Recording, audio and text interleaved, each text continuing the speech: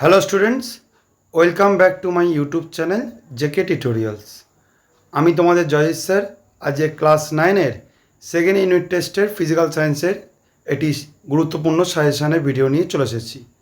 যারা আমার চ্যানেলে নতুন, এরকম নতুন ভিডিও আপডেট পেতে অবশ্যই চ্যানেলটিকে লাইক, সাবস্ক্রাইব এবং নিজেদের ফ্রেন্ডের মধ্যে শেয়ার করে দিও। তো দেখো স্টুডেন্টস, তোমরা ভালো করেই জানো আগস্টের ফার্স্ট উইক থেকে আমাদের সেকেন্ড ইউনিট টেস্টের এক্সাম শুরু হতে চলেছে। তো আমাদের হাতে খুবই কম সময়। এই শেষ কটা দিনে আমাদের কীভাবে পরীক্ষার প্রস্তুতি নিতে হবে সেই বিষয় নিয়ে আজকের এই ভিডিওটি। তো দেখো স্টুডেন্টস, ক্লাস 9-এর আমাদের ফিজিক্যাল সায়েন্সে সেকেন্ড ইউনিট টেস্টে ফার্স্ট আজকে আমি মোট 5টি অধ্যায়ের প্রশ্ন নিয়ে আলোচনা করব। প্রথমটি হলো কার্যক্ষমতা ও শক্তি, সেকেন্ড হলো দ্রবণ, 3 নম্বর হলো পদার্থের গঠন ও ধর্ম, 4 নম্বর মোলার ধারণা এবং পরমাণুর গঠন, আর হলো অ্যাসিড, ক্ষার ও লবণ। যদি তোমাদের এই সেকেন্ড ইউনিট টেস্টে এই কটা অধ্যায় ছাড়াও অন্য কোনো অধ্যায় থেকে থাকে অবশ্যই আমাকে ভিডিও কমেন্টে জানিও, তাহলে আমি সেই অধ্যায়ের গুরুত্বপূর্ণ প্রশ্ন নিয়ে এটা নতুন ভিডিও বানিয়ে দেবো। তো দেখো, প্রথম কার্যক্ষমতা শক্তি, এই অধ্যায় থেকে আমাদের 3 মার্কসের যে প্রশ্নগুলি করতে লাগবে। আমরা ফিজিক্যাল সায়েন্সে আমাদের ম্যাক্সিমাম 3 মার্কসের প্রশ্ন হয়। তো আমি 3 মার্কস, 2 মার্কস, 1 মার্কস প্রতিটা চ্যাপ্টার থেকে এই ফরম্যাটে আমি কোশ্চেন দিয়ে দিয়েছি। তোমরা পরীক্ষার আগে এই শেষ কটা দিনে শুধু এই কটা প্রশ্ন ভালো করে করো, দেখবে পরীক্ষায় এর মধ্যে থেকেই তোমাদের প্রশ্ন থাকবে। তো ফার্স্ট আমাদের 3 মার্কসের জন্য কার্যক্ষমতা থেকে যে প্রশ্নগুলো করতে লাগবে, ফার্স্ট 3 নম্বরে দেখো, অবাধে পতনশীল বস্তুর ক্ষেত্রে যান্ত্রিক শক্তি সংরক্ষণ নীতিটি প্রতিষ্ঠা করো। খুবই গুরুত্বপূর্ণ প্রশ্ন। সেকেন্ড, অভিকর্ষীয় স্থিতিশক্তি কাকে বলে, এর রাশিমালা প্রতিষ্ঠা করো। 3 নম্বর, গতিশক্তি কাকে বলে, E=12mv² সূত্রটি প্রতিষ্ঠা করো। সিজিএস ও এসআইতে কার্যের পরম এককের সংজ্ঞা দাও, মানে আমাদের ডেফিনেশনটা লিখতে লাগবে এবং এদের দুজনের মধ্যে সম্পর্ক কী। 3 মার্কসের জন্য এই কটা প্রশ্ন। নেক্সট আমাদের 2 মার্কসের যে প্রশ্নগুলি এই অধ্যায়ে করতে লাগবে, 1 নম্বর হলো কার্যহীন বল কাকে বলে, উদাহরণ দাও। বলের বিরুদ্ধে কার্যের উদাহরণ দাও। প্রতিটা প্রশ্ন খুবই গুরুত্বপূর্ণ। ক্ষমতা ও বেগের মধ্যে সম্পর্কটা কী, ক্ষমতার মাত্রা লেখো। বস্তুর গতিশক্তি কি ঋণাত্মক হতে পারে, এম ভরের একটি গতিশক্তি বস্তুর গতিশক্তি ই হলে দেখাও যে রৈখিক ভরবেগ P=√2mE। একটি হালকা ও ভারী বস্তু রেখে ভরবেগ সমান হলে দুজনের কোনটির গতিশক্তি বেশি হবে। অশ্বক্ষমতা কি, অশ্বক্ষমতা ও ওয়াটের মধ্যে সম্পর্ক কী। যান্ত্রিক নিত্যতার সূত্র ও বিবৃত করো। একটা হালকা ও ভারী বস্তুর গতিশক্তি সমান হলে কোনটির ভরবেগ বেশি হবে। অভিকেন্দ্র বল, কার্যহীন বল ব্যাখ্যা করো। এবং বস্তুতে বল প্রযুক্ত হলে কোন কোন ক্ষেত্রে কার্য হয় না। খুবই গুরুত্বপূর্ণ প্রশ্ন। এই 11টা প্রশ্ন আমি রেখেছি 2 মার্কসের জন্য। এই কটা প্রশ্ন করলেই এনাফ এই অধ্যায় থেকে। নেক্সট দেখো, 1 মার্কসের জন্য এখান থেকে আমি বেশ কিছু প্রশ্ন রেখেছি। আমি প্রতিটা প্রশ্ন বলছি না, তাহলে ভিডিওর লেন্থটা বড় হয়ে যাবে। তোমরা দেখতেই পাচ্ছ কার্যের মাত্রা, কার্য কী রাশি, সিজিএস ও এসআইতে কার্যের একক কী, কার্যহীন বলের ক্ষেত্র, বল ও সরণের মধ্যবর্তী কোণ কত হয়। তো তোমরা স্ক্রিনশট তুলে নাও, নাহলে আমি এই ভিডিওর ডেসক্রিপশান বক্সে আমি আমার হোয়াটসঅ্যাপ চ্যানেলের লিঙ্কটি দিয়ে দেবো। তোমরা সরাসরি সেখানে যুক্ত হয়ে এই পিডিএফটা তোমরা সেখান থেকে ডাউনলোড করে নিও। নেক্সট দেখো, আমাদের পরের যে অধ্যায় আছে দ্রবণ, এখান থেকে 3 মার্কসের জন্য যে প্রশ্নগুলি আমাদের সবার প্রথমে করতে লাগবে, সল কাকে বলে, সম্পৃক্ত অসম্পৃক্ত দ্রবণ কাকে বলে, দ্রাব্যতার সংজ্ঞা দাও। দ্রাব্যতার সংজ্ঞার উষ্ণতার উল্লেখ করা হয় না কেন। প্রকৃত দ্রবণ, কলয়েড দ্রবণ, প্রলম্বনের মধ্যে তুলনা করো। অ্যাটলিস্ট তোমরা 4টে করে পার্থক্য কিন্তু অবশ্যই করবে। কলয়েড কি, কলয়ীয় দ্রবণের বৈশিষ্ট্য লেখো। বিস্তৃত দশা ও বিস্তৃত মাধ্যমের মধ্যে বলতে কী বোঝো, ইমানসন কারক কাকে বলে। দ্রাব্যতার লেখ কী, এর উপযোগিতাগুলি লেখো। 3 মার্কসের জন্য এনাফ এই দ্রবণ অধ্যায় থেকে এই কটা প্রশ্ন। নেক্সট দেখো 2 মার্কসের জন্য যে প্রশ্নগুলো করতে লাগবে, জলকে সার্বজনীন দ্রাবক বলা হয় কেন, খুবই গুরুত্বপূর্ণ প্রশ্ন। টিন্ডাল প্রভাব কী, অতিপৃক্ত দ্রবণ কাকে বলে, ইমালশন কী, উদাহরণ দাও। বীজ কেলাসন বলতে কী বোঝো, কেলাসনের অধিবৃদ্ধি কী। সমীকরণ সহ কোলোডিও সালফার প্রস্তুতি লেখো। তরলে গ্যাসের দ্রাব্যতার উপর উষ্ণতা ও চাপের প্রভাব, খুবই গুরুত্বপূর্ণ প্রশ্ন। তরলে কঠিন দ্রাব্যতার উপর উষ্ণতার প্রভাব, বা একই প্রশ্নটি ঘুরিয়ে দিতে পারে যে গ্লোবাল লবণে দ্রাব্যতার লেখ অঙ্কন করে ব্যাখ্যা করো। লাইকার অ্যামোনিয়া, খুবই গুরুত্বপূর্ণ প্রশ্ন, ভালো করে দেখে যাবে। 20 ডিগ্রি সেন্টিগ্রেড উষ্ণতায় খাদ্য লবণের দ্রাব্যতা 35, এর অর্থ কী। অসম্পৃক্ত দ্রবণকে সম্পৃক্ত করা যায় কী কী উপায়, মোস্ট ইম্পর্ট্যান্ট প্রশ্ন পরীক্ষার জন্য এবারে। তারপর আমার 15% Na2CO3 মানে সোডিয়াম কার্বনেট দ্রবণ বলতে কী বোঝো। সোডা ওয়াটার বোতল মুখ খুললে বুদবুদ বের হয় কেন, এবং একটি সম্পৃক্ত দ্রবণকে অসম্পৃক্ত করা যায় কী উপায়। শিল্পক্ষেত্রে বীজ কেলাসনের ব্যবহার উল্লেখ করো। তো 2 মার্কসের জন্য এই কটা প্রশ্ন রেখেছি। তোমরা অবশ্যই কিন্তু পরীক্ষা যাওয়ার আগে এই কটা প্রশ্ন যেন ভালো করে রেডি করে যেও। নেক্সট দেখো 1 মার্কসের জন্য আমি এখান থেকে যে যে প্রশ্নগুলো সাধারণত বিভিন্ন স্কুলে আসে সেগুলো আমি দিয়ে দিয়েছি। তোমরা পারলে স্ক্রিনশট তুলে নিও, নালে আমার টেলিগ্রাম বা হোয়াটসঅ্যাপ চ্যানেলে যুক্ত হয়ে এই পুরো পিডিএফটা নিয়ে নিও। নেক্সট দেখো আমাদের পরের যে অধ্যায়টি রয়েছে পদার্থের গঠন ও ধর্ম, এখান থেকে 3 মার্কসের জন্য যে প্রশ্নগুলো করতে লাগবে, তরলের মধ্যে কোনো বিন্দুতে চাপের রাশিমালা নির্ণয় করো। অবশ্যই কিন্তু তোমরা কিন্তু পাশে ছোট করে ডায়াগ্রামটা এঁকে দেবে, নাহলে কিন্তু 3-এ 2 মার্কস পাবে। সাইফনের কার্যনীতি লেখো, খুবই গুরুত্বপূর্ণ প্রশ্ন। তরলে পৃষ্ঠটান কাকে বলে, এটি কোন কোন বিষয়ের উপর নির্ভর করে। বার্নৌলির নীতি লেখো, এর গাণিতিক রূপ। শক্তি সংরক্ষণ নীতির ভিত্তিতে বার্নৌলির নীতিটি ব্যাখ্যা করো। এই 5টা প্রশ্ন এই অধ্যায় থেকে রেখেছি 3 মার্কসের জন্য।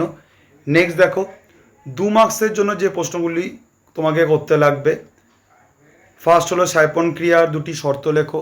ঘাত কাকে বলে, এর একক। সিজিএস এসআই দুটোই ভালো করে জেনে রাখবে। তারপর আমাদের সাইফনের 2টি ব্যবহারিক প্রয়োগ লেখো। বৃষ্টির ফোঁটা গোলাকার হয় কেন, খুব গুরুত্বপূর্ণ প্রশ্ন। উত্তাল সমুদ্রের উপর তলে ঢাললে সমুদ্র শ্রান্ত হয়ে যায় কেন। চাঁদে সাইফন কাজ করে না কেন, আর্কিমিডিসের নীতি। মানুষ কিভাবে সাঁতার কাটে, প্রান্তীয় বেগ ও সন্ধিবেগ কাকে বলে। 2 মার্কসের জন্য খুবই গুরুত্বপূর্ণ। এরকম অ্যাপ্লিকেশান বেসড প্রশ্ন, এই যে দ্রুতগামী ট্রেনের কাছাকাছি দাঁড়িয়ে থাকা বিপজ্জনক কেন। প্রচণ্ড ঝড়ে টিনের ছাউনি উড়ে যায় কেন। ঊর্ধ্বমুখী জলপ্রবাহ ক্ষেত্রে পিংপং বল আটকে থাকে কেন। এই রকম টাইপের প্রশ্ন কিন্তু পরীক্ষায় বারবার দিয়ে থাকে। রং করা তুলি বা শেভিং ব্রাশে জলে ডুবলে বাইরে থেকে আনলে আঁশগুলো পরস্পরের সঙ্গে জড়িয়ে যায় কেন। জলে একখণ্ড কর্পূর ফেললে তাকে ইতস্তত ছোটাছুটি করতে দেখা যায় কেন। ইয়ং গুণাঙ্ক কাকে বলে, এর একক লেখো। সান্দ্রতা ও ঘর্ষণের মধ্যে একটি সাদৃশ্য ও 2টি বৈসাদৃশ্য মানে পার্থক্য লেখো। ধারারেখা প্রবাহ কাকে বলে, স্থিতিস্থাপকতা ও পীড়ন বলতে কী বোঝো। তো দেখো এখান থেকে মোট 18টা প্রশ্ন রেখেছি আমি 2 মার্কসের জন্য। এই কটা প্রশ্ন কিন্তু তোমরা অবশ্যই ভালো করে যাবে। আমি 1 মার্কসের কোশ্চেনগুলো বলছি না, তোমরা দেখতেই পাচ্ছ। তোমরা পারলে এখান থেকে স্ক্রিনশট তুলে নিতে পারো। সাইফন কী, চাপের একক কী, চাপ ও ঘাতের মধ্যে সম্পর্ক কী, কৃত্রিম উপগ্রহে আর্কিমিডিসের নীতি প্রযোজ্য হয় না কেন। এই প্রশ্নগুলো কিন্তু ভালো করে দেখে যাবে। নেক্সট দেখো আমাদের পরের অধ্যায় মোলার ধারণায়। এখান থেকে সাধারণত আমাদের নিউমারিক্যালস থাকে। তো এখান থেকে যে থিওরিটিক্যাল প্রশ্নগুলো মাঝে মধ্যে দিয়ে থাকে 2-1টা, ডেফিনেশানগুলো কাকে বলে। তো এখান থেকে 3 মার্কসের জন্য একটাই প্রশ্ন তোমরা ভালো করে করবে, যে অ্যাভোগাড্রো সংখ্যা গুরুত্ব আলোচনা করো। এইটা 2 মার্কসের জন্য আমাদের দেখো ফার্স্ট অ্যাভোগাড্রো সূত্র লেখো। অ্যাভোগাড্রো সংখ্যা খুবই গুরুত্বপূর্ণ, 6.022 × 10⁻23 মানটা। পারমাণবিক ভর একক বা এমইউ কি, মোলার পারমাণবিক ভর এবং একটি পরমাণুর প্রকৃত ভরের মধ্যে পার্থক্য কী? মোল কাকে বলে? মোলার আয়তন কাকে বলে? কার্বন স্কেলে পারমাণবিক গুরুত্ব আণবিক ভরের সংজ্ঞা দাও। অধিকাংশ মৌলে পারমাণবিক ভর ভগ্নাংশ হয় কেন? খুবই গুরুত্বপূর্ণ প্রশ্ন। সাংকেতিক ভর বা সাংকেতিক ওজন কাকে বলে? সোডিয়াম ক্লোরাইডে আণবিক ওজন 58.5 বলতে কী বোঝো? অ্যাভোগাড্রো সংখ্যার আণুবীক্ষণিক ও দৃশ্যমান জগতের মধ্যে যোগসূত্র রচনা করো। 1 মার্কসের জন্য দেখো কিছু প্রশ্ন আমি রেখেছি এখান থেকে। এসআই পদ্ধতিতে পদার্থের পরিমাণের একক কী? সোডিয়ামে পারমাণবিক গুরুত্ব 23 বলতে কী বোঝো? এখানে ছোটো ছোটো নিউমারিক্যালস আছে, তোমরা কিন্তু এই নিউমারিক্যালসগুলো কিন্তু ভালো করে দেখে যাবে। নেক্সট দেখো আমাদের পরমাণু গঠন, এই অধ্যায় থেকে আমাদের যে প্রশ্নগুলো করতে লাগবে। ক্যাথোড রশ্মি দুটি ধর্ম বা বৈশিষ্ট্য লেখো। রাদারফোর্ড পরমাণুর মডেলের 3টি সিদ্ধান্ত লেখো। রাদারফোর্ডের পরমাণু মডেলের ত্রুটিগুলি লেখো। রাদারফোর্ড কেন নিউট্রনের অস্তিত্ব অনুমান করেছিল? বোরে পরমাণু মডেলের স্বীকার্যগুলো। ভর সংখ্যা ও পারমাণবিক সংখ্যার মধ্যে সম্পর্ক কী? এখান থেকে ছোটো ছোটো নিউমারিক্যালসও দেয়। একটা মৌল দিয়ে দেবে, তার পরমাণু সংখ্যা দিয়ে দেবে বা পারমাণবিক সংখ্যা দিয়ে দেবে, তার ভর সংখ্যা, ইলেকট্রন সংখ্যা, প্রোটন সংখ্যা, নিউট্রন সংখ্যা, এগুলো বার করতে হবে। ইলেকট্রন বিন্যাস এরকম টাইপের। পারমাণবিক সংখ্যাকে মৌলের স্বকীয় বা নিজস্ব ধর্ম বলা হয় কেন? আইসোটোপ, আইসোবার, আইসোটোন কাকে বলে? উদাহরণগুলো কিন্তু ভালো করে দেখে যাবে। নিউক্লিয় বল কি? এই বলের দুটি বৈশিষ্ট্য লেখো। আইসোটোপগুলি রাসায়নিক ধর্ম একই বা অভিন্ন হয় কেন? কারণ আমরা জানি যে আইসোটোপগুলি প্রোটন সংখ্যা এবং ইলেকট্রন সংখ্যা দুজনেই সমান, তো ইলেকট্রন সংখ্যা সমান হওয়ার জন্য প্রত্যেকটা রাসায়নিক ধর্ম সেম হয়। পরমাণু আয়নের মধ্যে কোনটি বেশি সুস্থিত ও কেন? তারপর এনএ ও এনএ প্লাস হবে বা এনএ মাইনাস, এনএ প্লাস হবে, সরি, এটা এনএ ও এনএ প্লাসের মধ্যে কোনটি বেশি সুস্থিত? এই যে এক্স একটা আয়ন আছে, 10টি ইলেকট্রন ও 8টি নিউট্রন আছে, এটা বক্তব্যটা সত্যতা যাচাই করো, এরকম প্রশ্ন।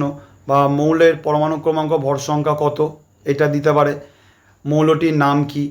হাইড্রোজেনের আইসোটোপে অঙ্কন করো। আমাদের প্রত্যেকটা হাইড্রোজেন বলো বা ক্লোরিন, অক্সিজেন, এদের আইসোটোপগুলো কিন্তু মানে ভালো করে দেখে যেতে লাগবে। তারপর একটি মৌলের কে কক্ষে 2টি, এল কক্ষে 8টি, এম কক্ষে 3টি ইলেকট্রন আছে, তো মৌলটি সর্বাধিক যোজ্যতা কত? মৌলের ভর সংখ্যা 27 হলে নিউট্রন সংখ্যা কত? মৌলটির নাম কি? এরকম টাইপের প্রশ্ন কিন্তু আমাদের এই অধ্যায় থেকে দিয়ে থাকে, তো তোমাদের এরকম টাইপের প্রশ্ন কিন্তু ভালো করে প্র্যাকটিস করে যেতে লাগবে। নেক্সট দেখো আমাদের অ্যাসিড ক্ষার, এখান থেকে যে প্রশ্নগুলো আমাদের করতে লাগবে 3 মার্কসের জন্য আগে আমি বলছি। উভয়ধর্মী অ্যাসিড কাকে বলে? গাঢ় সোডিয়াম হাইড্রোক্সাইড দ্রবণে অ্যালুমিনিয়াম চূর্ণ মিশিয়ে উত্তপ্ত করলে কি ঘটবে সমীকরণ সহ লেখো। তারপর সালফিউরিক অ্যাসিডকে কিভাবে শনাক্ত করা যায়? অম্লরাজ বা অ্যাকোয়ারিজিয়া কী? খুব গুরুত্বপূর্ণ প্রশ্ন। অম্লবৃষ্টি কী? এর ক্ষতিকারক প্রভাবগুলি লেখো। কপারের সাথে গাঢ় ও উত্তপ্ত সালফিউরিক অ্যাসিডে বিক্রিয়া করলে কি হয় সমীকরণ সহ ব্যাখ্যা করো। নির্দেশক কী, এটা বলতে লাগবে। নাইট্রিক অ্যাসিড কীভাবে শনাক্ত করা হয়? আম্লিক অক্সাইড কাকে বলে? হাইড্রোক্লোরিক অ্যাসিড কীভাবে শনাক্ত করবে? এর দুটি অক্সাইডের উদাহরণ দাও বা দুটি অ্যান্টিসিডের উদাহরণ দাও। স্টোন ক্যান্সার কি? খুব গুরুত্বপূর্ণ প্রশ্ন বলয় পরীক্ষায়।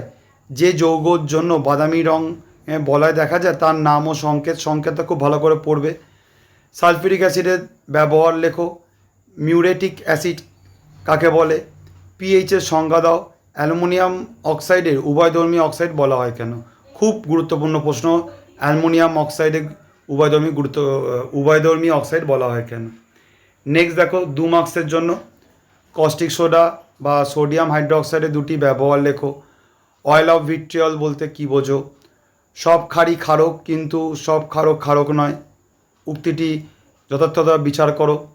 দৈনন্দিন জীবনে পিএইচের দুটি গুরুত্ব। নাইট্রিক অ্যাসিডের দুটি শিল্পে ব্যবহার। প্রত্যেকটা প্রশ্ন কিন্তু খুবই গুরুত্বপূর্ণ, তোমরা অবশ্যই কিন্তু এই প্রশ্নগুলো ভালো করে যাবে। তোমরা যদি যে কোনো কোশ্চেন ব্যাংক দেখো বা বিভিন্ন স্কুলের কোশ্চেন দেখো, তাহলে দেখবে এই প্রশ্নগুলি বারবার কিন্তু রিপিট হয়েছে। NaHCl বিজারণ ধর্ম উদাহরণ সহকারে ব্যাখ্যা করো।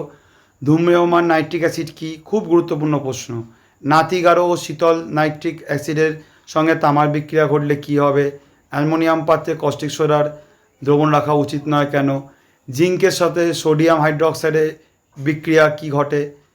কৃষি জমিতে বা পুকুরের জলে মাঝে মাঝে চুন প্রয়োগ করা হয় কেন?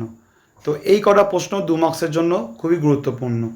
নেক্সট দেখো 1 মার্কসের জন্য কিছু প্রশ্ন ওখানে আছে। ফার্স্ট হলো, লঘু সালফিউরিক অ্যাসিডের সঙ্গে জিঙ্কের বিক্রিয়ায় কোন গ্যাস উৎপন্ন হয়? প্রথম দ্রবণ বা প্রশমন দ্রবণে মিথাইল অরেঞ্জের কী রং হয়? বলয় পরীক্ষা দ্বারা শনাক্ত করা হয় কিভাবে? প্রশমন দ্রবণে লিটমাসের দ্রবণ কী হয়? এই টাইপের প্রশ্ন কিন্তু তোমাদের 1 মার্কসের জন্য করতে লাগবে। তো দেখো মোট এখান থেকে আমি 28খানা প্রশ্ন রেখেছি 1 মার্কসের জন্য।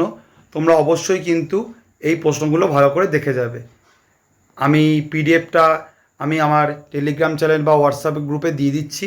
তোমরা অবশ্যই টেলিগ্রাম চ্যানেলে যুক্ত হয়ে গিয়ে বা হোয়াটসঅ্যাপ চ্যানেলে যুক্ত হয়ে এই পিডিএফটা ডাউনলোড করে নিও।